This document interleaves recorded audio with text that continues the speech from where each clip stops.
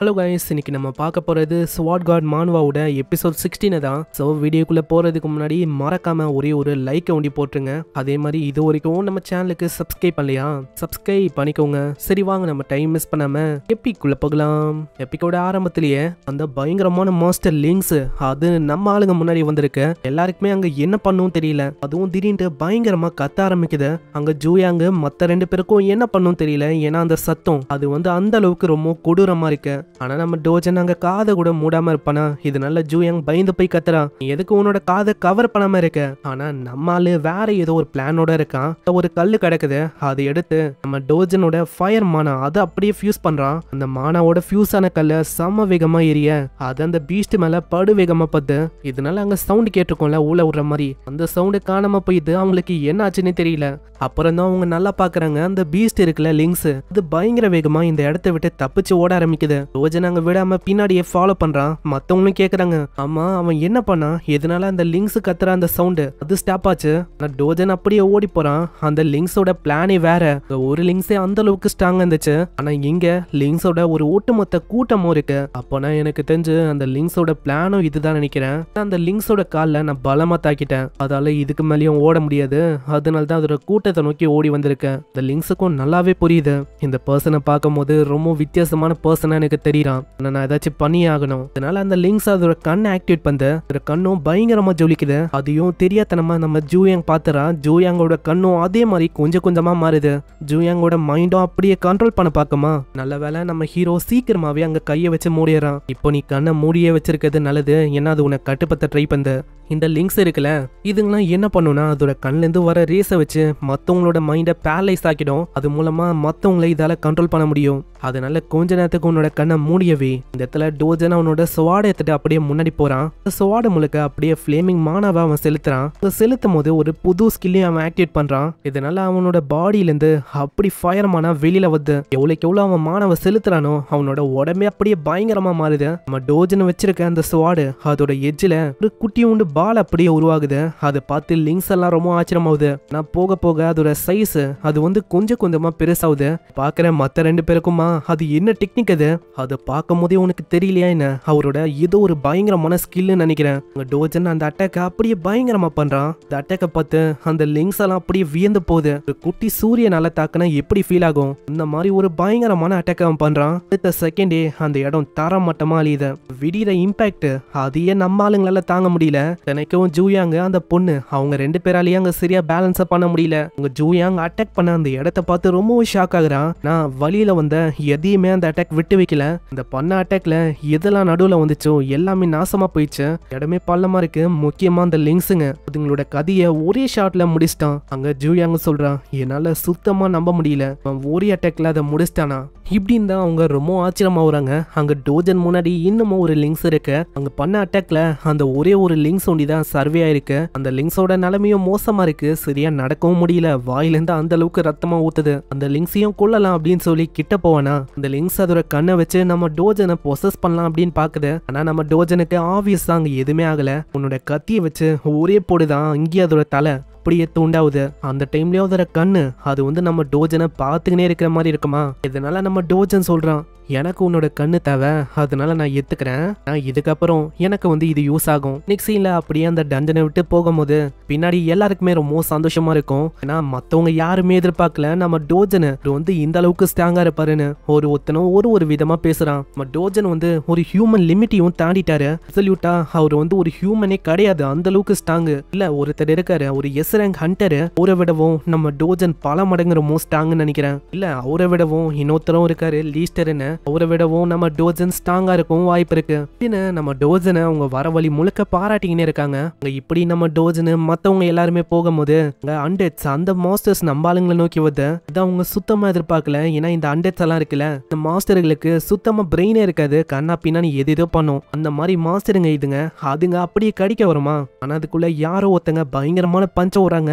வேற யாரு, நம்ம டோஜன் தான். ஒரே பஞ்சில அதோட தலையை எங்கேயோ பறக்க விடுற ஆளு. அங்க இன்னொரு மாஸ்டரும் வருமா.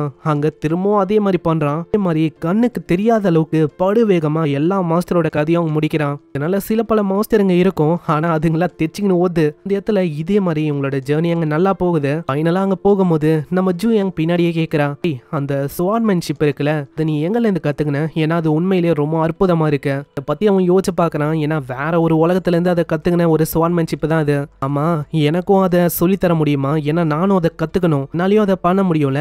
நான் நம்ம டோஜனுக்கு என்னன்னா, இது வந்து ஒரு அமைதியான உலகம், இந்த மாதிரி பெரிய பெரிய அட்டாக்லாம் இங்க வந்து தேவையில்லை அப்படின்னு தான் யோசிக்கிறான். உனக்கு வந்து அந்த மாதிரி அட்டாக்ஸ் வந்து செட் ஆகாதுன்னு நினைக்கிறேன். ஏன்னா சில பேருக்கு சர்டைனான லிமிட்ஸ் வந்து இருக்கும். ஆமா, நீ என்ன சொல்ற? நான் வந்து ஒரு எஸ் ரேங்க் ஹீரோ, நான் எந்த அளவுக்கும் அழகா இருக்கேன் அதுவும் கண்ணுக்கு தெரியலையா?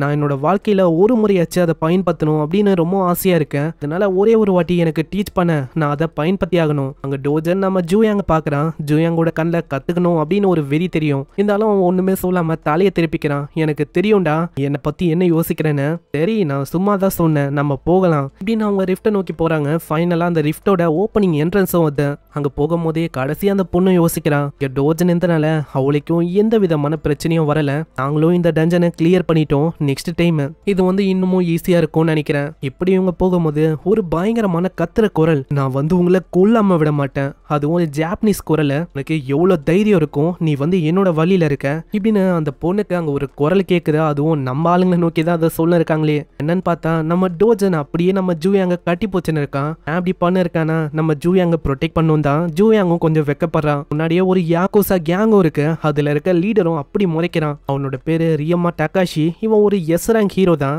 ஜப்பான்ல ஒரு யாக்கோசாவா இருக்கான். யாக்கோசாவை பத்தி அநேகமா சில பேருக்கு தெரியாதுன்னு நினைக்கிறேன். இந்த பெரிய பெரிய கேங்ஸ்டர்லாம் இருப்பாங்களே, அவங்கள தான் அப்படி சொல்லுவாங்களே. ஒரு ரவுடிமா தான், இவனை பார்த்தாலே எல்லாருமே பயப்படுவாங்க. ஹேய், நான் வந்து எதுக்கு தெரியுமா இங்க வந்தேன்? இந்த மாதிரி ஜூயாங் கூட கொஞ்சம் ஃபன் பண்ணலாம் அப்படின்னு வந்தேன். அதனால மரியாதையா அந்த ஜூயாங் எனக்கு கொடுக்குறியா?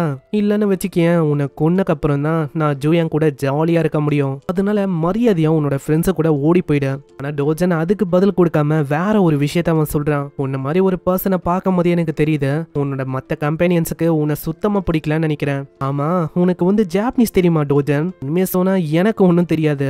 இந்த பாடியோட ஓனர் டோஜன், அவனுக்கு தெரியும் போல, அவன் படிச்சிருக்கான்னு நினைக்கிறேன். ஆமா, உனக்கு எவ்வளவு தைரியம் இருக்கும், என்னையே நீ அப்படி சொல்றியா? அங்க மத்தவங்களும் கத்துறாங்க, அடே மடையா, மரியாதையா தலை குனிஞ்சு மன்னிப்பு கேளு, இல்லன்னு வச்சுக்கேன் அவ்வளவுதான், உன்னோட தலைய பறக்க விட்டுருவாங்க. என்னோட பாஸ் யாரும் உனக்கு தெரியுமா?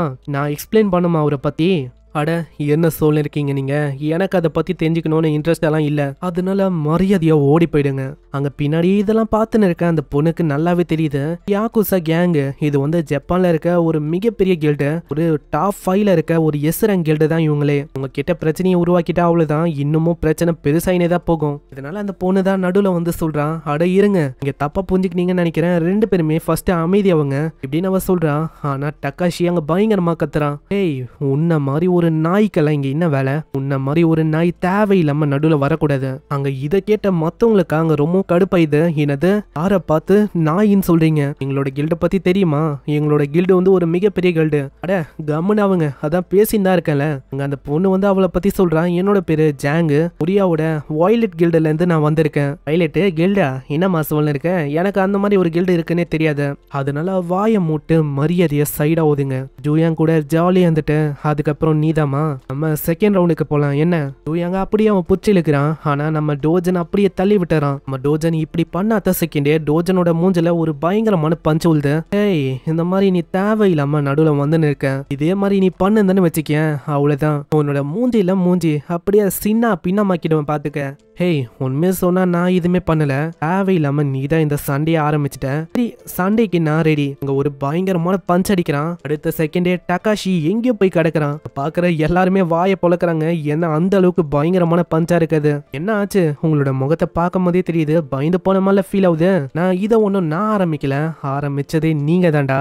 அங்க பின்னாடியே அந்த லீடர் டகாஷி அவரு வந்து சொல்றாரு, மத்தவங்களாம் தள்ளி போங்க, இது வந்து எனக்கான மேட்ச், அதனால நான் கூட ஒரு கை பாத்தி ஆகணும், அவனை நான் முடிக்காம விட மாட்டேன், ஏன்னா இது 1-on-1 பேட்டில். அங்க டோஜனும் சொல்றான், ஹே ஜூயாங், கொஞ்சோன்னு சைடா இருக்கிறியா? இந்த மாதிரி நான் ஜஸ்ட் அவனை முடிச்சுட்டு வரேன் எப்படின்னா அவன் போறான். இங்கே இந்த இந்த எபிசோட முடியுது.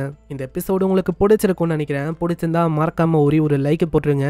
இதுக்கப்புறம்லாம் ஆன்கோயிங் சாப்டர்ஸ் தான். ஒரே ஒரு சாப்டர் தான் இன்னமும் வந்திருக்கு. கரெக்டா ஒரு 2 சாப்டர் வரட்டும் அப்படின்னு வெயிட் பண்ணிருக்கேன். அதுக்கப்புறம் நம்ம ஒரு எபிசோட பார்க்கலாம். இதுக்கப்புறம் ஒரு வாரத்துல நெக்ஸ்ட் வீடியோ வந்துடும் நினைக்கிறேன். ஸோ நான் உங்களை நெக்ஸ்ட் எபிசோட பார்க்குறேன். அது வரைக்கும் சப்ஸ்கிரைப் பண்ணி பெல் ஐக்கன் அழுத்தி வச்சுக்கோங்க. ஆல்ரெடி ரெயின்போ கேட்னு ஒரு மான்வாவை போட்டேன். மறக்காம இப்போ போடும் போது லைக் ஒண்ணி போடுங்க. நான் உங்களை அங்க சந்திக்கிறேன். இல்ல ஒரு புது மான்வால நம்ம பார்க்கலாம். அது வரைக்கும் சைனரா.